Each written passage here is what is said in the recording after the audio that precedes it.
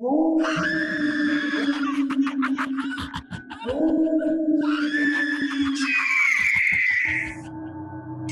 Box অফিসে আপনাকে স্বাগতম। আলো নিভিয়ে হেডফোন কানে দিন, কারণ এখন শুরু হতে যাচ্ছে এমন এক ভয়ঙ্কর গল্প যা হয়তো আজ রাতের ঘুম কেড়ে নেবে আপনার। তাহলে বন্ধুরা, শুরু করা যাক। প্রিয় শ্রোতাবিন্দুরা, আজকে আরও একটি ভয়ানক গল্প নিয়ে আপনাদের মাঝে চলে এলাম। আজকের গল্পের নাম পিশাচের সাথে ভয়ানক ভুতুড়ে ঘটনা। তো বন্ধুরা, সরাসরি গল্পে চলে যাওয়া যাক। আমার নাম মাহিন। আজ থেকে প্রায় 8 বছর আগের ঘটনা। আমি তখন একটি ওষুধ কোম্পানির প্রতিনিধি হিসাবে উত্তরবঙ্গের বিভিন্ন গ্রামে কাজ করতাম। প্রায় রাতে একা মোটরসাইকেল চালিয়ে দুর্গম রাস্তা পেরিয়ে বাড়ি ফিরে আসা হতো। গ্রামের মানুষজন আমাকে আগেই সাবধান করছিল, ভাই, সূর্য ডুবে গেলে শালবনের রাস্তা দিয়ে যাবেন না। আমি হেসে উড়িয়ে দিয়েছিলাম, ভেবেছিলাম এসব গ্রামের কুসংস্কার। কিন্তু সেই এক রাতে আমার পুরো জীবন বদলে দিয়েছিল। সেদিন ছিল অমাবস্যা। সন্ধ্যার পর হঠাৎ বৃষ্টি শুরু হয়। একটি গ্রামের ফার্মেসিতে কাজ শেষ করতে রাত 10টা বেজে যায়। ফার্মেসির মালিক আব্দুল কাদের সাহেব বলেন, মাহিন ভাই, আজ আর যাবেন না, আমার বাড়িতে থেকে যান। আমি বললাম, কাল সকালেই অফিস রিপোর্ট দিতে হবে, আজ যেতেই হবে। তিনি কয়েক সেকেন্ড চুপ থেকে নিচু গলায় বললেন, তাহলে বড় রাস্তা দিয়ে যান, শালবনের শর্টকাট ধরবেন না। আমি অবাক হয়ে জিজ্ঞাসা করলাম, কেন? তিনি চারপাশে তাকিয়ে দরজা বন্ধ করে দিলেন। তারপর ফিসফিস করে বললেন, গত 3 মাসে ওই জঙ্গলের পাশে 5 জন মানুষ নিখোঁজ হয়েছে। যাদের পাওয়া গেছে তাদের শরীরে এক ফোঁটা রক্তও ছিল না। আমি হেসে বললাম, বন্যপ্রাণীর আক্রমণ হবে। তিনি মাথা নাড়লেন, না, কোনো কামড়ের দাগ ছিল না, শুধু গলার পাশে 2টি গভীর ছিদ্র। আমার বুকের ভেতর হালকা একটি কাঁপুনি অনুভব করলাম। তবুও আমি বেরিয়ে পড়লাম। রাত তখন প্রায় 11টা। চারদিকে এমন অন্ধকার যে মোটরসাইকেলের হেডলাইট ছাড়া কিছুই দেখা যাচ্ছিল না। বৃষ্টি থেমে গেছে, কিন্তু কুয়াশা পুরো রাস্তা ঢেকে ফেলেছে। শালবনের মাঝখানে ঢুকতেই আমার মোবাইল ফোনের কোনো নেটওয়ার্ক থাকলো না। ঠিক তখনই মোটরসাইকেলের ইঞ্জিন হঠাৎ বন্ধ হয়ে গেল। আমি কয়েকবার স্টার্ট দেওয়ার চেষ্টা করলাম, কোনো লাভ হলো না। চারদিকে শুধু ঝিঝি পোকার ডাক। হঠাৎ সেই ডাকও এক মুহূর্তে থেমে গেল। পুরো বনটা অস্বাভাবিকভাবে নিস্তব্ধ হয়ে গেল। এমন নীরবতা আমি জীবনে কখনো অনুভব করিনি। ঠিক তখনই পুরো গাছের আড়াল থেকে একটা ছায়ামূর্তি ধীরে ধীরে বেরিয়ে এলো। মনে হচ্ছিল একজন লম্বা মানুষ, কিন্তু তার হাঁটার ভঙ্গিটা স্বাভাবিক নয়। সে মাথা নিচু করে হাত পা ভর করে এগিয়ে আসছে। আমার শরীর কাঁপতে শুরু করলো। আমি টর্চ চালিয়ে আলো ফেলতেই মুহূর্তটা হঠাৎ অদৃশ্য হয়ে গেল। আমি নিজেকে বোঝালাম, হয়তো কোনো বন্য প্রাণী। ঠিক তখনই আমার পেছন থেকে ভেসে এলো একটি শিশুর কান্না, মা, আমাকে বাঁচাও। রাতের সেই জঙ্গলে একটি শিশুর কান্না। আমি ধীরে ধীরে পেছনে ঘুরলাম, কেউ নেই, কিন্তু কান্নার শব্দটা এবার একদম আমার কানের পাশ থেকে শোনা গেল। আমি ভয়ে দৌড়ে মোটরসাইকেলের দিকে ফিরতেই দেখলাম আমার বাইকের সিটের ওপর তাজা রক্তের মতো লাল কিছু ছড়িয়ে আছে, আর তারপর 5টি লম্বা নখের দাগ। ঠিক তখনই গাছের মাথা থেকে ভেসে এলো এক বিকট অমানসিক গর্জন। আমি মাথা তুলতেই হেডলাইটের ক্ষীণ আলোয় দেখলাম একটি বিশাল কালো অবয়ব গাছের ডালে উল্টো হয়ে ঝুলে গেছে। তার চোখ দুটো জ্বলন্ত জঙ্গলের মতো, মুখ্য ধারালো দাঁত, আর তার জিভ থেকে ধীরে ধীরে রক্তের মতো লাল তরল মাটিতে পড়ছে। সে আমার দিকে তাকিয়ে অস্বাভাবিক হাসি দিয়ে বলল, আজ কয়েকদিন পর মানুষ পেলাম। আমার হাত থেকে টর্চটা মাটিতে পড়ে গেল। টর্চটা মাটিতে পড়তেই চারপাশে আবার অন্ধকার ডুবে গেল। আমার বুকের ভেতর হৃদস্পন্দন এত জোরে যাচ্ছিল, মনে হচ্ছিল সেই শব্দর পুরো জঙ্গল ছড়িয়ে পড়েছে। আমি ধীরে ধীরে মাথা তুলে আবার গাছের ডগায় দিকে তাকালাম, কিন্তু সেখানে কেউ নেই। মুহূর্তের মধ্যে বিশাল কালো অবয়বটি অদৃশ্য হয়ে গেল। আমি নিজেকে বোঝাতে লাগলাম, হয়তো চোখের ভুল, হয়তো ভয়ের কারণে এমন দেখাচ্ছে। ঠিক তখনই কোনো তরল পদার্থ আমার কাঁধে পড়তে লাগলো। হাত দিয়ে ছুঁয়ে দেখি ঘন উষ্ণ হেডলাইটের আলোয় তাকিয়ে আমার বুক কেঁপে উঠল। হাত ভর্তি রক্ত, আমার শরীর ঠান্ডা হয়ে গেল। ধীরে ধীরে মাথা তুলে উপরের দিকে তাকাতেই আমি নিঃশ্বাস নিতে ভুলে গেলাম। ঠিক আমার উপরে গাছের মোটা ডালে উল্টো হয়ে ঝুলে আছে সেই ভয়ঙ্কর প্রাণী। তার মুখ থেকে টপ টপ করে রক্ত ঝরছে, দুটি চোখ আগুনের মতো জ্বলছে। সে এক দৃষ্টিতে আমার দিকে তাকিয়ে আছে। হঠাৎ এক ঝটকায় সে গাছ থেকে লাফ দিল। আমি আর এক সেকেন্ড দাঁড়াইনি, জীবনের সমস্ত শক্তি দিয়ে দৌড়াতে শুরু করলাম। পেছন থেকে ভেসে আসছিল ভারী পায়ের শব্দ, কিন্তু আশ্চর্যের বিষয়, যতই দৌড়াচ্ছি শব্দটা আমার কাছেই চলে আসছে। মনে হচ্ছে সে দৌড়াচ্ছে না, বরং লাফিয়ে লাফিয়ে আমাকে তাড়া করছে। হঠাৎ সামনে একটা ছোট্ট কাঁচা মসজিদ চোখে পড়ল। মসজিদের বারান্দায় একটি কেরোসিনের লুণ্ঠন জ্বলছে। আমি দৌড়ে ভেতরে ঢুকে পড়লাম। ভেতরে একজন বৃদ্ধ ইমাম সাহেব কোরআন তেলাওয়াত করছিলেন। আমাকে এই অবস্থায় দেখে তিনি অবাক হয়ে বললেন, কি হয়েছে বাবা? আমি হাঁপাতে হাঁপাতে সব ঘটনা খুলে বললাম। আমার কথা শেষ হওয়ার আগেই তার মুখের রং বদলে গেল। তিনি ধীরে ধীরে দরজাটা বন্ধ করলেন। তারপর বললেন, তুমি যাকে দেখেছো গ্রামের মানুষ তাকে পিচাস বলে ডাকে।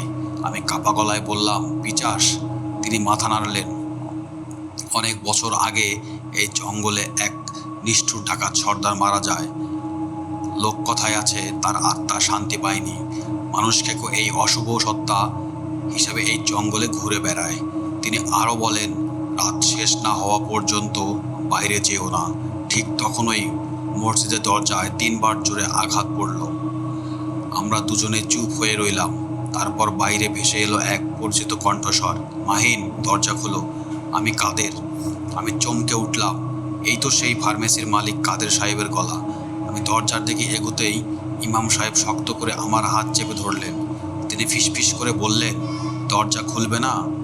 আমি অবাক হয়ে বললাম, কিন্তু উনি তো কাদের সাহেব। এই তো ইমাম উঁচু গলায় বললেন, ওটা কাদের নয়, ওটা তোমাকে বাইরে বের করার ভাত। আমার বুক কেঁপে উঠল। বাইরে থেকে আবার সেই গলা, মাহিন, আমি আহত, দরজা খোলো। এরপর কণ্ঠস্বরটি ধীরে ধীরে বদলাতে শুরু করলো। মানুষের স্বর থেকে একটি অমানসিক গর্জনে পরিণত হলো, দরজা খোলো। ঠিক তখনই মসজিদের জানালা ফাঁক দিয়ে দুটি জ্বলন্ত লাল চোখ আমাদের দিকে তাকিয়ে উঠল। আর ইমাম সাহেব ধীরে ধীরে বললেন, সে বুঝে গেছে তুমি এখনো বেঁচে আছো। মসজিদের জানালার ফাঁক দিয়ে জল জল লাল দুটো চোখ আমাদের দিকে স্থির হয়ে তাকিয়েছিল। আমরা পুরো শরীর কাঁপছিল।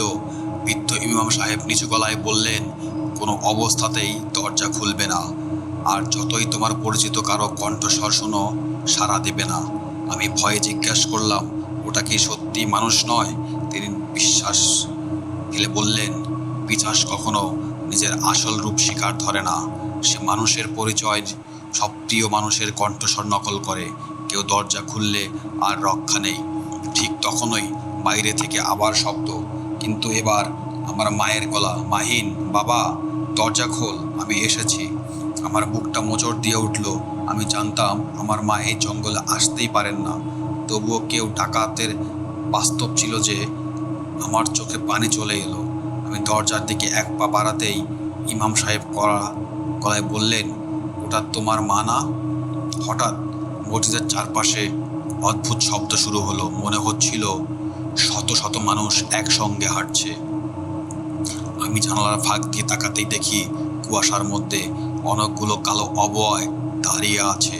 তাদের মুখেও মুখ দেখা যাচ্ছে না। তারা সবাই মসজিদের দিকে তাকিয়ে, কেউ নড়ছে না, শুধু দাঁড়িয়ে আছে। আর আমি ফিসফিস করে বললাম, ওরা কারা?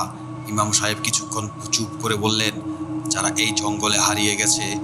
লোকজন বলে তাদের আত্মাও পিশাচের অভিশাপে বন্দী হয়ে গেছে। আমার বুকটা হিম হয়ে গেল। ঠিক তখনই মসজিদের ভেতরের লুণ্ঠনটা নিচ থেকেই নিভে গেল। চারদিকে ঘুটঘুটে অন্ধকার। কয়েক সেকেন্ড পর বিহি একটা হাসির শব্দ ভেসে এলো, হি হি হি। শব্দটা বাইরে থেকে নয়, মসজিদের ভেতর থেকেই আসছে। আমি কাঁপা হাতে মোবাইল ফ্ল্যাশটা চালালাম। আলো ঘুরিয়ে চারপাশে তাকাতেই আমার নিঃশ্বাস বন্ধ হয়ে গেল। মসজিদের একবারে পেছনের কোণে একজন মানুষ বসে আছে, সাদা পাঞ্জাবি পরা, মাথা নিচু। আমি ভাবছিলাম এতক্ষণে আমরা দুজন ছিলাম। আমি কাপা গলায় বললাম, আপনি কে? কোনো উত্তর নেই। ইমাম সাহেব ধীরে ধীরে আমার কাঁধে হাত রাখলেন। হাত কাঁপছে। তিনি ফিসফিস করে বললেন, ওদিকে আলো ফেলো না। আমি অবাক হয়ে তার দিকে তাকালাম। তিনি ভয়ে ফ্যাকাশে হয়ে গেল। উঁচু গলায় বললেন, কারণ ওখানে কেউ থাকে এ কথা না। ঠিক তখনই সেই সাদা পোশাকের মানুষটি খুব ধীরে ধীরে মাথা নাড়ল, কিন্তু তার মুখে কোনো চোখ নেই, কোনো নাক নেই, শুধু কান থেকে কান পর্যন্ত লম্বা একটি বিশাল আকৃতি। তারপর সে ধীরে ধীরে দাঁড়িয়ে গেল, আর এক ঝটকায় ঘরের অন্ধকার মিলিয়ে গেল। পরের মুহূর্তে মসজিদের ছাদের ওপর থেকে বিকট গর্জন শোনা গেল। ধরাম ধরাম মনে হচ্ছিল বিশাল একটি ছাদের ওপর হাঁটছে। ইমাম সাহেব হঠাৎ একটি তাক থেকে কোরআন শরীফ নামিয়ে জড়িয়ে ধরলেন। তিনি শান্ত গলায় বললেন, ফজরের আজান না হওয়া পর্যন্ত আমাদের ধৈর্য ধরতে হবে। কিন্তু ঠিক সেই মুহূর্তে মসজিদের কাঠের ছাদে প্রথম বড় ফাটল দেখা দিল, তারপর দ্বিতীয়টি, তারপর একটি বিশাল কালো হাত ছাদ ভেদ করে ধীরে ধীরে নিচে আসতে শুরু করলো। তারপর নখগুলো ছিল ছুরির মতো ধারালো, আর সেই হাতটা সোজা আমার দিকে এগিয়ে আসছিল। ছাদের ফাটল দিয়ে বেরিয়ে আসা বিশাল কালো হাতটি ধীরে ধীরে আমার দিকে এগিয়ে আসছিল। নখগুলো এত বড় ছিল যেন মনে হচ্ছিল এক আঘাতেই মানুষের বুক ছিঁড়ে ফেলতে পারে। আমি ভয়ে পেঁচাতে লাগলাম। ঠিক তখনই বৃদ্ধ ইমাম সাহেব উচ্চস্বরে কোরআনের আয়াত তেলাওয়াত শুরু করলেন। মুহূর্তের মধ্যে পুরো মসজিদের ভেতর অন্যরকম এক পরিবেশ সৃষ্টি হলো। পুরো হাতটা হঠাৎ কেঁপে উঠল। তারপর একটি বিকট গর্জন শোনা গেল, আহা! পুরো মসজিদ কেঁপে উঠে কালো হাতটি ধীরে ধীরে আবার ছাদের ভেতর মিলিয়ে গেল। আমি হাঁপ ছেড়ে বাঁচলাম, কিন্তু ইমাম সাহেবের মুখে দেখলাম বিপদ এখনো কাটেনি। তিনি নিচু গলায় বললেন, আজ সে শুধু আমাকে ভয় দেখাচ্ছে, আসল খেলা এখনো শুরুই হয়নি। আমি বিস্মিত হয়ে বললাম, ও আমাকে কেন মারতে চাইছে?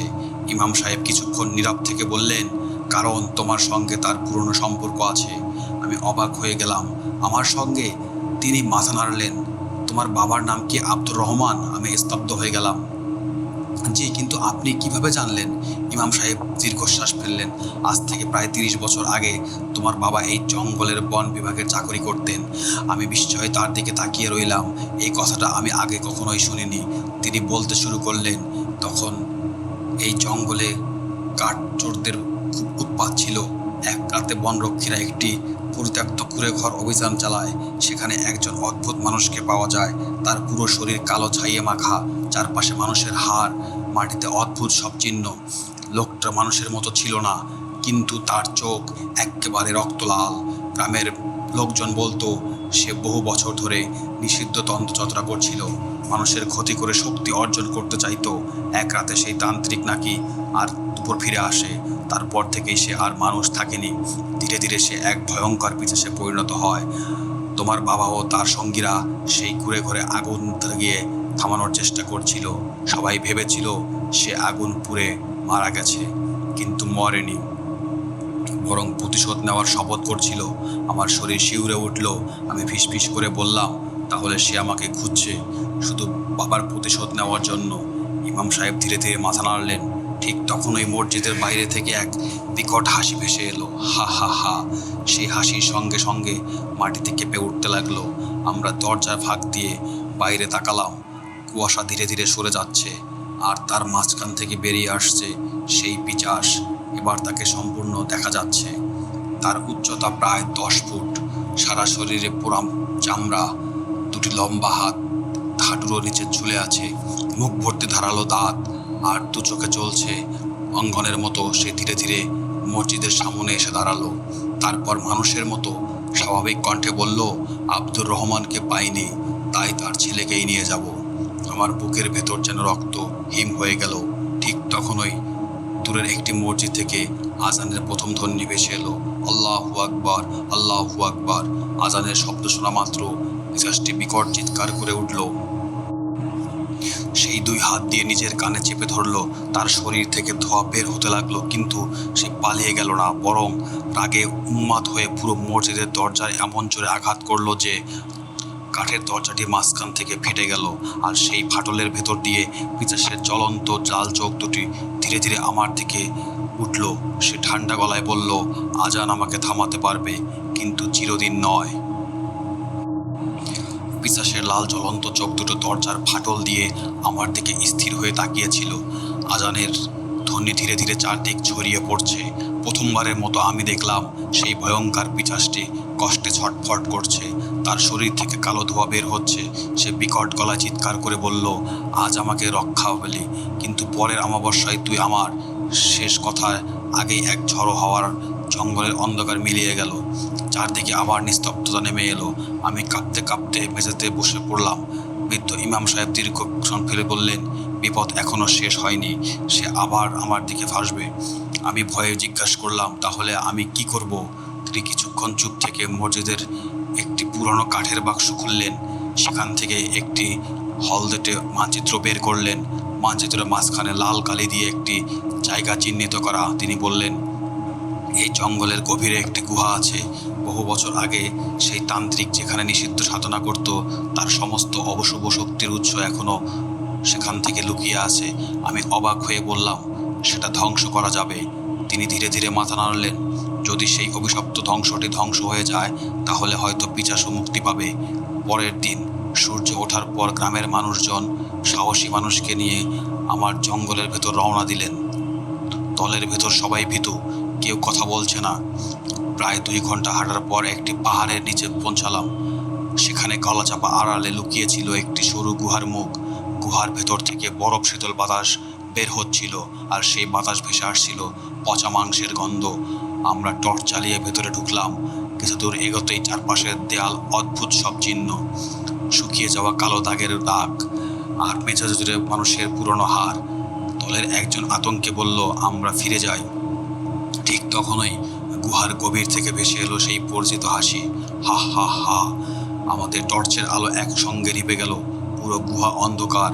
হঠাৎ গুহার শেষ প্রান্তে একটি লাল আগুনের মতো জালো জ্বলে উঠল। সেই আলোয় আমরা দেখতে পেলাম একটি কালো পাথরের বেদি, তার উপর রাখা মানুষের খুলি। খুলিটির 2 চোখের গর্ত থেকে লাল রঙের আগুন বের হচ্ছে। ইমাম সাহেব কাপা গলায় বললেন, এটাই শেষ অভিশপ্ত। তো আমি ধীরে ধীরে বেদির দিকে এগোতে লাগলাম। পুরো গুহা কেঁপে উঠল। চারদিকে পাথর উঠতে শুরু করলো, আর অন্ধকার ভেতর থেকে ধীরে ধীরে বেরিয়ে এলো সেই পিশাচ। কিন্তু এবার সে আর আগের মতো ভয়ঙ্কর। তার শরীর আগুন মতো জ্বল করে জ্বলছে। সে প্রচণ্ড রাগে গর্জে উঠল, কেউ আমার শক্তির উৎস স্পর্শ করবে না। আমি এক লাফে আমার শরীরের সামনে এসে দাঁড়ালো, আর বিশাল নকলা হাত ধীরে ধীরে ধীরে আমার গলার দিকে বাড়িয়ে দিল। আমি ঠিক তখন এই গুহার ভেতর থেকে একটি অজানা কণ্ঠস্বর ভেসে এলো, মাহিন, খুলিটা ভেঙে ফেলো এখনই। আমি চমকে উঠলাম, কারণ কণ্ঠস্বরটি ছিল আমার বাবার। গুহার ভেতরের প্রতিধ্বনিত হলো সেই কণ্ঠস্বর, মাহিন, খুলিটি ভেঙে ফেলো এখনই। আমি স্তব্ধ হয়ে গেলাম। এটা আমার বাবার কণ্ঠস্বর, কিন্তু বাবা তো বহু বছর আগেই মারা গেছেন। আমি চারদিকে তাকালাম, কেউ নেই। ঠিক তখনই পিশাচটি বিকট গর্জন করে আমার দিকে ঝাঁপিয়ে পড়ল। তার বিশাল নখ আমার মুখ এক থেকে কয়েক ইঞ্চি দূরে। আমি শেষ পর্যন্ত শক্তি দিয়ে কাটিয়ে বেদির উপর রাখা খুলিটির দিকে ছুটলাম। পেছন পেছন ইমাম সাহেব চিৎকার করে বললেন, মাহিন, এখনই ভেঙে ফেল। আমি একটি ভারী পাথর তুলে 2 হাত শক্ত করে ধরলাম। পিশাচটি আমার পিঠের দিকে পেছন দিয়ে দাঁড়ালেন। আমি তার গরম নিঃশ্বাস অনুভব করতে পারছিলাম। সে কর্কশ গলায় বলল, ভাঙলে তুইও মরবি। এক মুহূর্তের জন্য আমার হাত থেমে গেল, কিন্তু পরের মুহূর্তে আমার বাবার কণ্ঠ আবার ভেসে এলো, ভয় পাবি না, সত্য কখনো অশুভের কাছে হারে না। আমি চোখ বন্ধ করে সর্বশক্তি দিয়ে পাথরের খুলির উপর আঘাত করলাম। ধাম করে প্রথম আঘাতে খুলিটি ফাটল ধরল। পিশাচটি এমন এক চিৎকার দিল যে পুরো পাহাড় কেঁপে উঠল। তার শরীর থেকে ধোঁয়া বের হতে লাগলো, কিন্তু সে আবার আমার দিকে ছুটে এলো। আমি দ্বিতীয়বার আরো জোরে আঘাত করলাম। ধরাম করে খুলিটি শত টুকরো হয়ে চারদিকে ছড়িয়ে পড়ল। ঠিক সেই মুহূর্তে গুহার ভেতর অদ্ভুত এক আলোর বিস্ফোরিত ঘটল। চোখ খুলে রাখা অসম্ভব হয়ে গেল। পিশাচটি মাটিতে পড়ে ছটফট করতে লাগলো।